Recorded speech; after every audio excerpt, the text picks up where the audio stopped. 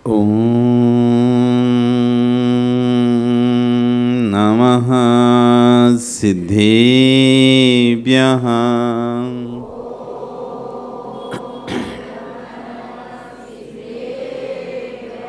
ॐ नमः सिद्धेभ्यः।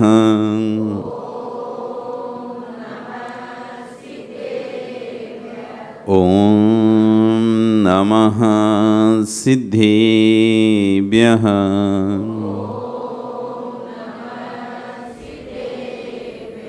तिर्यणि खग्गिणाय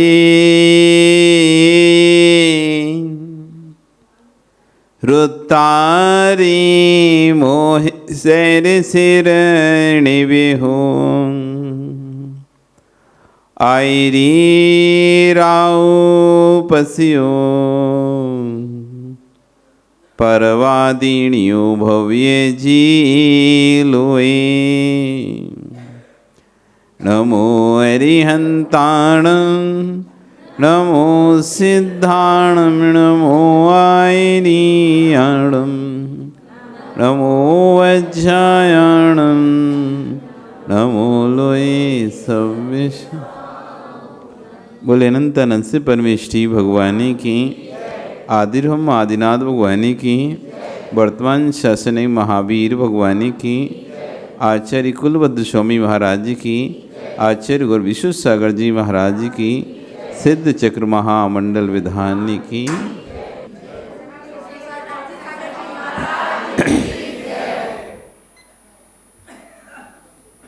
बंधु,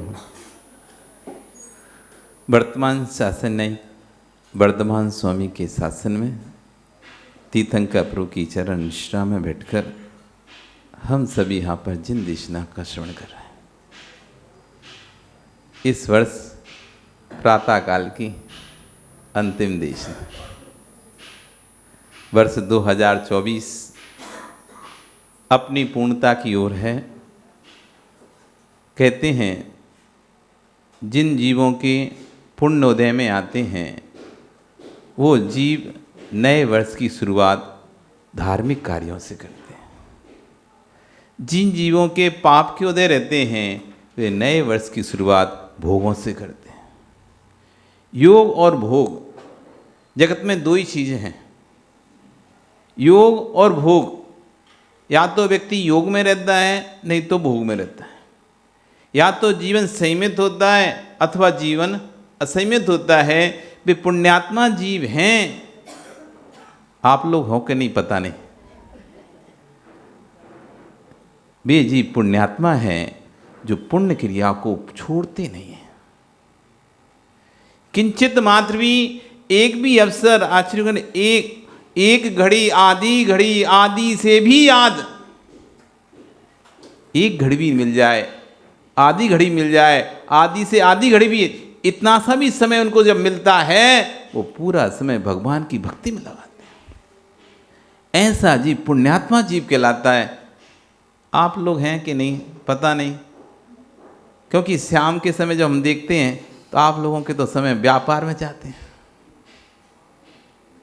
कहाँ ही आप लोग आरती करते हैं, जबकि आपको भी पता है, ये बात आपको भी पता है कि 5 दिन बाद ये उत्सव खत्म हो जाएगा।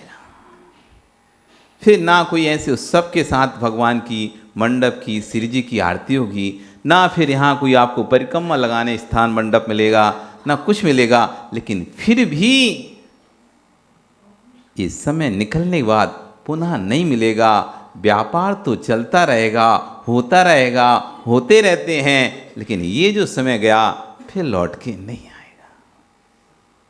लेकिन फिर भी कहाँ फुर्सत है आपको? नहीं है कि है? आज कहते हैं अंत भला तो सब भला। ठीक है, आपने साल भर में कुछ ना किया हो, लेकिन साल के अंतिम दिन ऐसी भक्ति कर दो, ऐसी भक्ति कर दो, कहीं यदि इस अंतिम साल में प्राण निकल गए तो लोग कहेंगे देखो अंतिम समय तक जीव ऐसी भक्ति करके गया, पूरा साल भर उसका याद किया जाए। इसलिए आज अंतिम दिन वर्ष 2024 का ऐसी भक्ति करना है, ऐसी भक्ति करना है, पूरा समय ऐसा निकलना चाहिए आज का दिन का मेरा शुभ उपयोग में जा रहा है। विधान जैसे ही पूर्ण होगा 1 बज जाएगा, आपको 1-1:30 बज जाएगा, भोजन करोगे, भोजन करके आ जाना, परिक्रमा लगाऊंगा मैं तो 108 मंडप की। कल लगा नहीं पाऊंगा, कल के बाद हवन के बाद मंडप उठ जाएगा, आज ही मात्र मंडप बचा है, 108 परिक्रमा लगा के। 108 क्यों? क्योंकि कर्म का आश्रव 108 प्रकार से होता है। कर्म का आश्रव कितनी प्रकार से होता है? अभी तक आपको बोध ना हो तो समझ लो, और हो तो भी समझ लो कि हम माला में 108 गुरिये क्यों? 108 प्रकार से 2 प्रकार का आश्रव होता है। एक ईर्यापथ आश्रव होता है, एक सांप्रायिक आश्रव होता है। आश्रव मतलब कर्मों के आना कहलाता है आश्रव। कर्मों का आना क्या कहलाता है? आश्रव। जब आश्रव होगा तो बंद होगा, आश्रव नहीं होगा तो बंद भी नहीं होगा। बंद होगा तो आत्मा संसार में रोलेगी, तो आश्रव रोक देंगे तो बंद स्वतः ही रुक जाएगा। किसी आप यदि इस मंदिर का दरवाजा बंद कर दो तो आने वाले स्वतः ही रुक जाएंगे, कोई नहीं आएगा मंदिर में। दरवाजा खुला रहेगा तो हर व्यक्ति अंदर आएगा।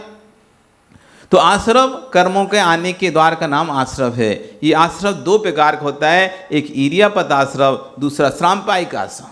ईर्यापथ आश्रव जिसमें स्थिति और अनुभाग नहीं होता, वो ईर्यापथ। स्थिति मतलब आया गया, आया गया, एक समय का आया गया, रुकता नहीं है आत्मा। और फल देने की ताकत जिसके अंदर नहीं होती, जब आया गया तो जब रुकेगा नहीं तो फल कैसे देगा? तो ईर्यापथ आश्रव जो कि केवली भगवान को होता है। किसको होता है? भगवान को होता है। जिनका शरीर अभी जिनके साथ है, जो समोषण में बैठे हुए हैं, शरीर से, क्योंकि जब तक शरीर है तब तक आश्रव है। जब तक शरीर है तब तक आश्रव है। अरिहंत परमिष्ठी शरीर सहित समोषण में बैठते हैं, इसलिए उनको आश्रव होता है। पर आश्रव, वो आश्रव कैसा है? आया गया, आया गया, आत्मा में ठहर नहीं रहा है, इसलिए उसका नाम है ईर्यापथ आश्रव।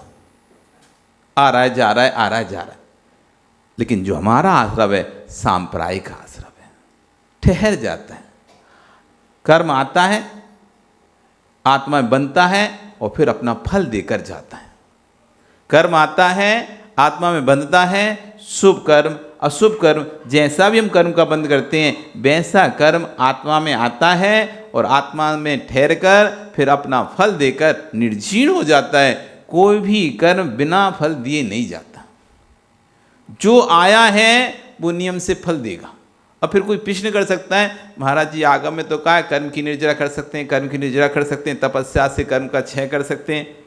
ऐसा सुनना ही नहीं लोग, आप लोगों ने। कौन कौन ने सुना है? सबने सुना है ना? तो सही सुना है, गलत सुना है? कर्म कभी भी बिना फल दिए नहीं जाएगा, इतना ध्यान रखो। जो आ गया है वो फल देगा। फिर तपस्या, भगवान की भक्ति पूजा कहते तो हैं, भगवान की भक्ति करने से पूर्व संचित कर्मों का क्षय हो जाता है, पूर्व संचित कर्मों का क्षय हो जाता है। क्षय होगा और इधर कह रहे हैं कि फल देगा, बिना फल दिए नहीं जाएगा। ये तो 2 प्रकार की बात हो गई, 2 बात हो गई। हमारे जैन दर्शन में हर बात 2 प्रकार से समझाई जाती है, क्योंकि जीवों की बुद्धि कमजोर है। एक गाल में चाटा जाए नहीं समझे तो आदमी दूसरे गाल में फिर देता है। अब तो समझे। ऐसी एक बार इधर से समझाते हैं, एक बार उधर से समझाते हैं। वास्तविकता है कि कोई भी कर्म आएगा बिना फल दिए नहीं जाएगा, ये बात भी सत्य है। और भगवान की भक्ति से करने से कर्म का क्षय हो जाता है, ये बात भी सत्य है। अंतर क्या हो गया दोनों बातों में? सामंजस्य कैसे बिठा लें? भगवान की भक्ति करने के बाद कर्म अपना अनुभाग इतना हीन कर लेता है, इतना हीन हो जाता है उस कर्म का अनुभाग, वो आकर चला भी गया तो किसी को पता ही नहीं चलता। इसलिए कहते हैं भगवान की भक्ति करने से कर्म उदय में नहीं आता, क्षीण हो जाता है। कर्म तो उदय में आता है, लेकिन उसकी ताकत, उसकी शक्ति इतनी क्षीण हो जाती, इतनी क्षीण हो जाती है कि आपको पता ही नहीं चलता कि कहाँ गई। मीठा बनाया जाता है, खीर बनाई जाती है, उसमें थोड़ा सा नमक डाला जाता है, लेकिन मीठे का स्वाद इतना अधिक रहता है, मीठे का स्वाद इतना अधिक रहता है, वो थोड़ा सा नमक पता नहीं चलता। चलता है क्या? कहाँ गया? लगता मीठा ही है, जबकि जो स्वाद है वो नमक मिश्रित मीठा है। उसमें खीर में नमक भी डाला हुआ है, चावल में नमक भी डाला हुआ है। यदि बिना चावल नमक बनाते समय नमक डाल और ऐसी की तो फीकी फीकी लगेगी, रोनी रोनी लगेगी। उसमें नमक डला है, लेकिन फिर भी स्वाद मीठे का ही आ रहा है, नमक का नहीं आ रहा है। क्यों? खाई के खीर आपने? नहीं खाई। पुण्यात्मा लोग खाते हैं खीर भैया, खाई है ना, तो मतलब तुम पुण्यात्मा। मना करेंगे तो गड़बड़ हो जाएगा, इसलिए हाँ भर दो। ऐसा नहीं करना, नहीं तो एक बार क्या हुआ, एक व्यक्ति ने एक अपना माया जाल रचा। उसने कहा मैं सबको भगवान के दर्शन करा सकता हूँ, मैं सबको भगवान के दर्शन करा सकता हूँ। तो लोगों को बड़ा आश्चर्य हुआ, भगवान के दर्शन ऐसे कैसे करा सकता है? कि नहीं, मैं करा सकता हूँ, मेरे पास पावर है भगवान के दर्शन कराने की। आपको करना है दर्शन? पक्का अभी हो जाएंगे, देख लेना। जिसको करना है हाथ तो उठाओ। सबको करना है ना? तो शाम को कौन कौन आएगा? ये तो उठा ही नहीं रहा, मतलब ये लोग नहीं आएंगे क्या? नहीं आओगे? अच्छा, गिनती कितने हैं अभी यहाँ पे? 100 लोग तो होंगे ना? 100 से ज़्यादा हैं। शाम को हमारा कमरा जब बुलाने आओ ना, तो ऐसा भर जाए कि घुसने की जगह ना मिले, तब हम मानेंगे आप लोग आओ। ये भैया जी आए हैं, जाने की बोल रहे हैं कि अब मैं जाऊंगा, आपका विधान हो जाएगा, फिर मैं जाऊंगा, फिर से आऊंगा, कुछ दिन और रुकूंगा, फिर चला जाऊंगा।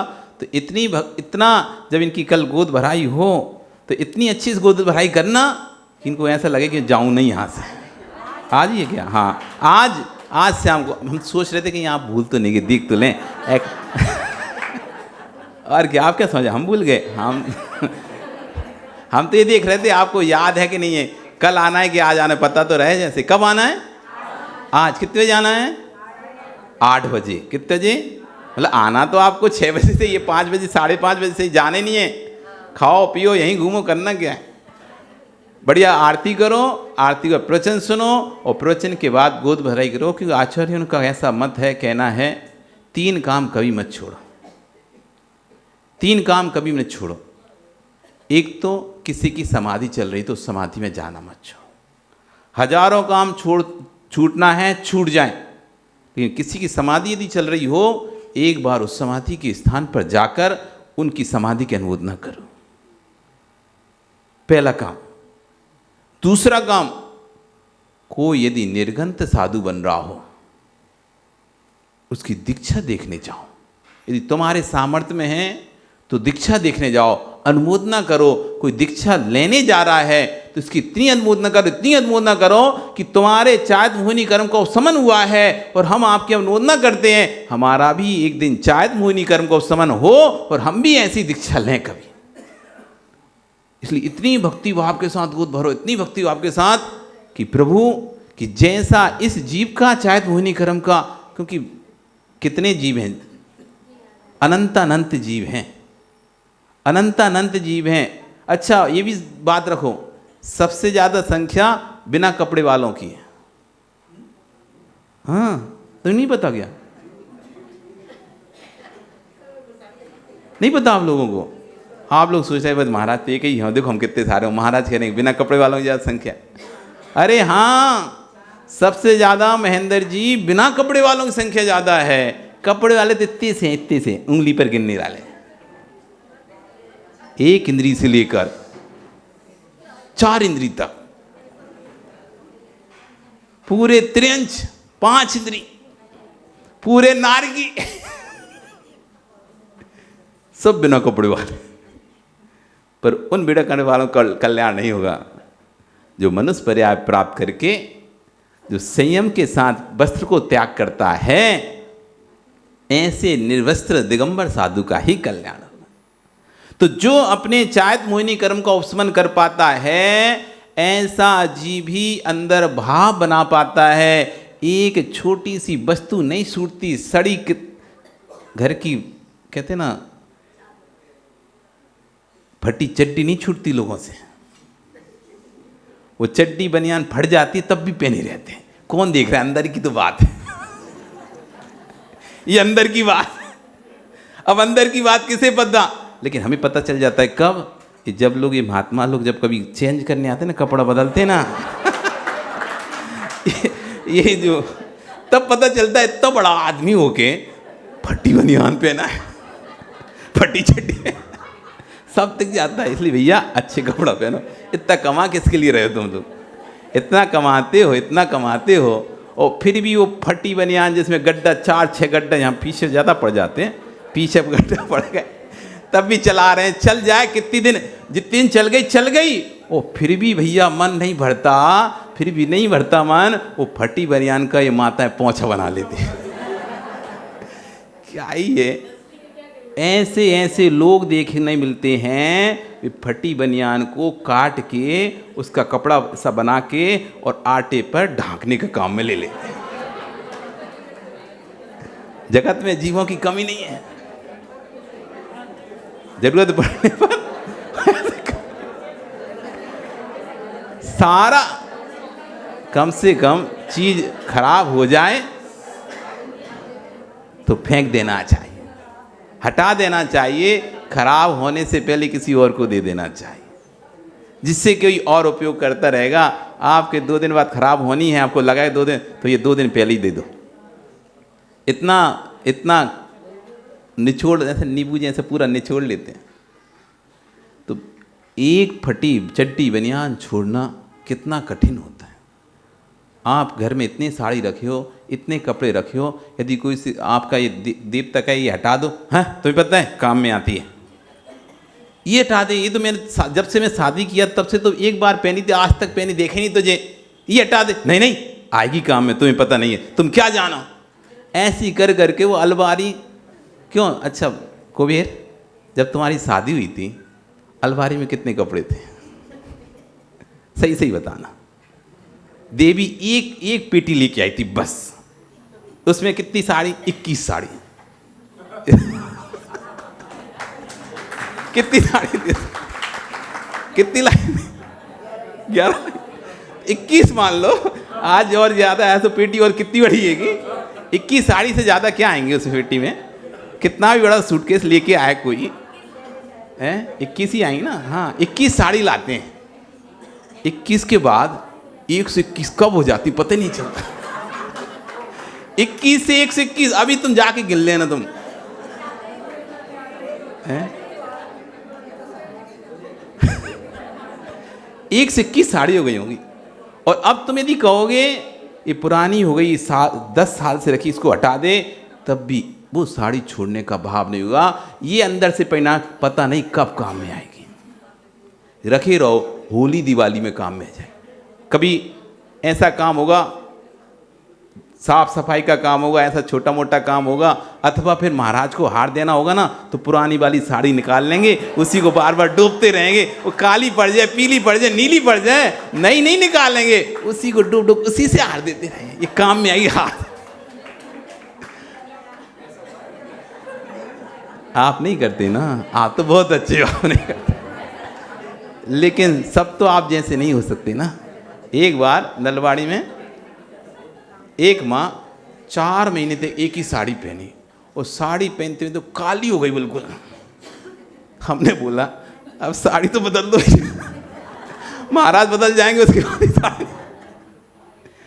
बस लाते हैं, ऐसे डुबोते हैं और टांग देते हैं, लाते हैं, पहने, आज पहना, कल डुबोया, टांग दिया, धीरे धीरे करके ऐसी वो काली पड़ जाती है, बेकार। और स्थित करते हैं, ये साड़ी मंदिर नहीं पहननी ना, ये वाली हार में ले लो, ये वाली खराब हो गई साड़ी, अच्छी नहीं दिख, अच्छी अब पार्टी पहनने के लिए नहीं है, पार्टी में जाने के लिए नहीं है, अच्छे कार्यों में पहनने के लिए नहीं है, तो इसको कहना है हार में रख ले रहे, ऐसे जो कपड़ा उपयोग नहीं हो। तो ऐसा जीव है कि यदि कपड़ा खराब भी हो जाएगा, उपयोग में नहीं आएगा, तो दूसरों को देगा नहीं, उसको कहीं ना कहीं उपयोग करता रहेगा। फाड़ के उसकी, अब तो चलन बंद हो गया, नहीं तो पहले की माता तो फाड़ के उसकी कतरी नहीं बना लेती, साड़ी की खोली बना लेते थे, गद्दे पे चढ़ाएंगे, तकिए पे चढ़ाएंगे, खोली समझते ना, तकिया। अब पता नहीं आप लोग चढ़ाते नहीं चढ़ाते, अभी बना लेते हैं। मतलब आप कहने का विषय है कि वस्तु हमसे छूटती नहीं है, हम जितना हो सकता है उसकी आखिरी सांस तक, मतलब कहते हैं ना किसी की आखिरी सांस निकालने लो, बिल्कुल आखिरी सांस तक जहां तक हमसे बन सकता है हम उस वस्तु का उपयोग करते हैं। जब हमको पूरी तरह से लग जाता है कि अब ये वस्तु काम की नहीं है, तब जाके हम दूसरे को देते हैं। पूरा सोच लेते हैं कि ये फल भी खराब होता है ना, तो ये देख लेते हैं कि यदि आधा काम में आ गया ना तो आधा ले ले रहे, पहले आधा फेंकेंगे, पूरा नहीं देंगे किसी को, आधा अपन खा ले रहे, जो खराब वाला है वो गाय को दे देंगे। ऐसा नहीं सोचते क्या? दाग लगता है ना, जैसे एप्पल में केले में दाग लगता है, फल खराब होता है, तो ये भाव नहीं आता पूरा दे दे रहा, किसी को खा लेगा, उसमें भी आधा काट के रख लेंगे, ये मैं खाऊंगा, एक खराब वाला गाय को खिला दूंगा। एक छोटी चीज जहां तक उम्मीद होती है वहां तक छूटती नहीं है व्यक्ति से। ये ऐसा प्रबल मोह उसको घसीट के रखा, पकड़ के जकड़ के रखा है। ऐसे काल में भी कोई जीव अपना घर परिवार छोड़ रहा हो, रिश्ते नाते छोड़ रहा हो, आश्चर्य करे, कलो काले चले चित्ते धे चानादि कीट के। कली काल में जब शरीर अन्न का कीड़ा बना हुआ है, सब तरह भोगों की सामग्रियां फैली हुई हैं, हर जगह भोग विलास की सामग्रियां, ऐसे समय में कोई यदि जिन मुद्रा को धारण करता है, इस पंचम काल में इससे बड़ा कोई चमत्कार नहीं है। जहां व्यक्ति पानी के लिए गटर गटर हर आधा एक घंटे में पानी चाहिए, जिसको हर 2 घंटे में पानी चाहिए, हर खाना चाहिए, लौंग इलायची सौंफ चाहिए, सोने के लिए डबलब के गद्दे चाहिए, ऐसे काल में भी कोई व्यक्ति एक बार भोजन करके एक बार ही पानी पीकर और काट के आसन पे सोता हो, ये पंचम काल का चमत्कार नहीं तो क्या है? ऐसे चमत्कार की अनुमोदना करो, ऐसे चमत्कार की जितनी अनुमोदना हो सके, जितनी अनुमोदना हो सके। इसलिए अपने जीवन में कुछ नहीं कर पाए, संयम ना ले पाए, आचार्यगण कह रहे हैं कि यदि आप संयम नहीं ले पा रहे, अपने आप को असमर्थ समझते हैं संयम लेने में, मेरी सारे का असमर्थता है, मेरा शरीर ठीक नहीं रहता, तो संयमधारी की सेवा कर लो। जितनी उनकी सेवा कर सकते हो, भैया वृत्ति पैर दबा सकते हो, उनकी जो प्रकार सेवा कर, जितनी ज़्यादा तुम सेवा कर सकते हो। इस चायत मोहिनी कर्म के उपशमन का एक ही कारण बताया, चायत मोहिनी बंद का भी एक कारण है और चार मोहिनी कर्म को उपशमन का भी कारण है।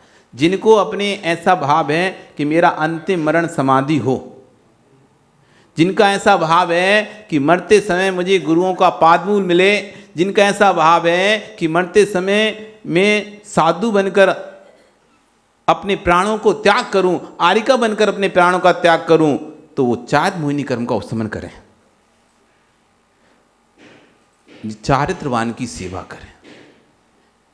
जो चारित्रवान की जितनी अधिक सेवा करता है, आज हमारा जब दीक्षा का समय आया तो दीक्षा के 1 महीने पहले जब आचार्य श्री के सब लोग श्रीफल चढ़ाओ, हम 2 साल से रोज श्रीफल चढ़ाते थे आचार्य श्री को, आचार्य श्री हमको दीक्षा चाहिए, और हमने कभी उनकी वैबत्ती नहीं छोड़ी, हर दिन वैबत्ती करते थे, सेवा करते थे, और आहार देना, वैबत्ती करना, सेवा करना। आचार्य ने कहा था कि तुम वैबत्ती सेवा करो, बहुत अच्छे से दीक्षा होगी। तो 1 महीने पहले हमारा भाव बदल गया, हमें दीक्षा नहीं लेना, हमने स्पष्ट बोल दिया हमें दीक्षा नहीं लेना।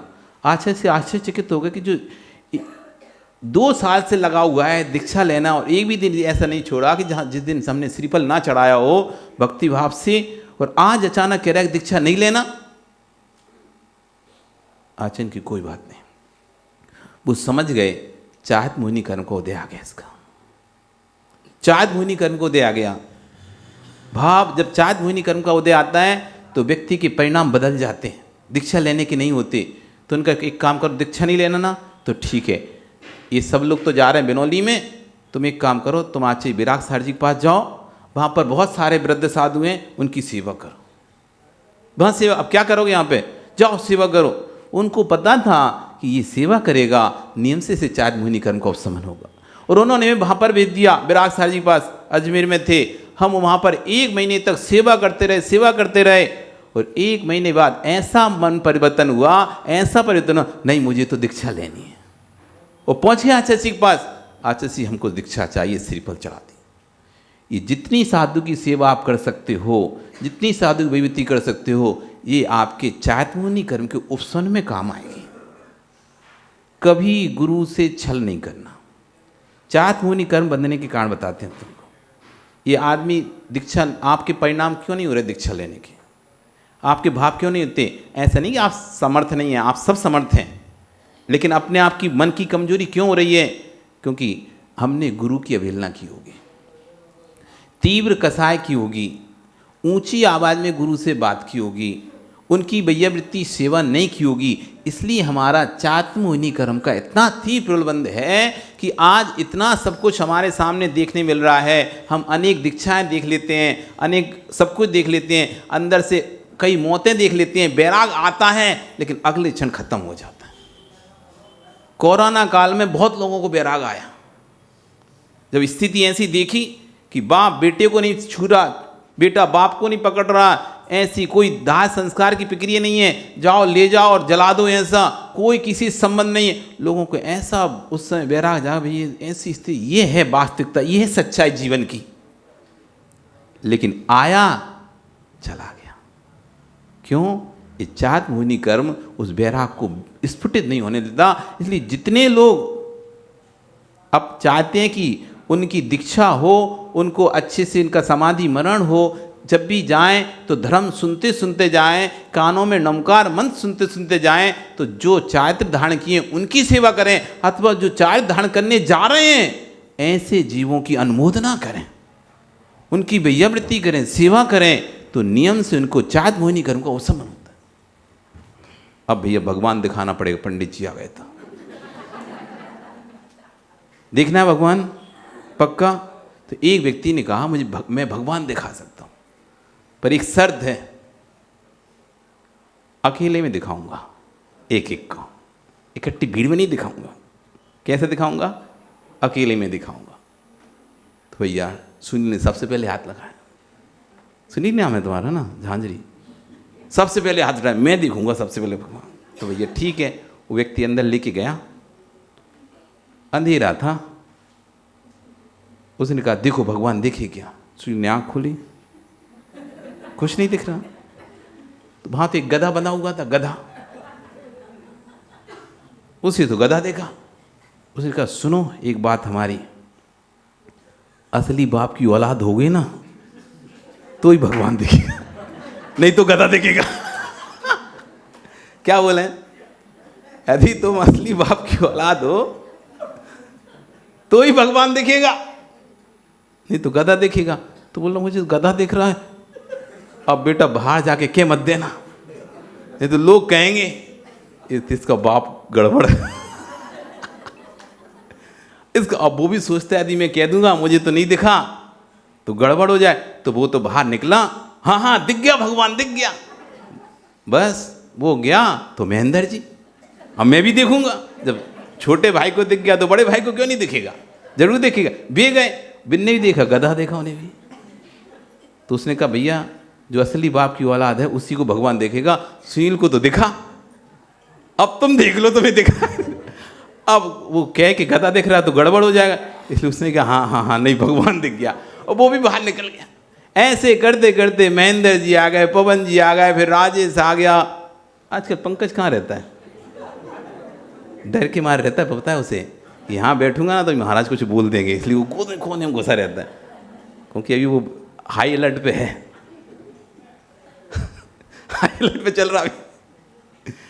तो ऐसे करते सबको भगवान दिख गए, एक ने देखा सबको दिख गए। कैसे? डर के मारे। कौन सा डर? आपका नहीं। तो कम से कम जैसे उन डर के मारे उनको भगवान दिख गए, यदि तुम असली बाप की औलाद हो तो आज से हमको सब दिख जाना। इसी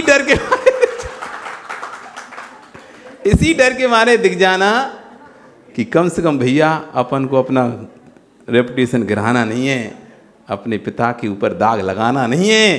इसलिए सब लोगों को आज अंतिम दिन बड़े भक्ति भाव के साथ, उत्साह के साथ यहाँ पर माला, कल हुलास जी आए थे, बोल रहे थे माला नहीं हो रही महाराज जी, कम लोग कर रहे हैं। भैया माला फेरो, खूब माला फेरो और अच्छी परिक्रमा लगाओ, शाम को आरती करो और भैया जी की गोद भराई करो। फिर देखो अपने नए साल की शुरुआत इन शुभ परिणामों के साथ करो तो नया वर्ष आपका कितना मंगलमय होगा। आपका है कौन से? हेलो। अच्छा हाँ, 2 बताए कि 3 काम कर ही नहीं छोड़ना चाहिए। यदि किसी आपके नगर में संलेखना हो, किसी नगर में संलेखना हो तो वो देखो, यदि किसी की दीक्षा हो रही है तो वो देखो, यदि आपके नगर में साधु आए हों तो उन्हें आहार देना मत चूको, बिल्कुल। ये तीसरा 3 काम, यानी नगर में साधु आए हैं तो पूरा प्रयास करो, भरसक प्रयास करो कि पहले मैं साधु को आहार दूं, उसके बाद फिर भोजन करूं। आगम में कहा भी है, मुनि को दे आहार फिर निज करे आहारा। जो सच्चा सम्यक दृष्टि जीव होता है, जो धर्मात्मा जीव होता है, पहले गुरु को आहार देता है, फिर स्वयं आहार करता है। नगर में गुरु भूखे हों और मैं आहार कर लूँ, ये सम्यक दृष्टि की पहचान नहीं होती है। ये 3 काम कभी भी नहीं छोड़ना चाहिए। आपका समय हो गया, कल फिर आओगे, पर आ रही तो फिर शाम को चर्चा करेंगे। बोली भगवान महावीर स्वामी की जय हो।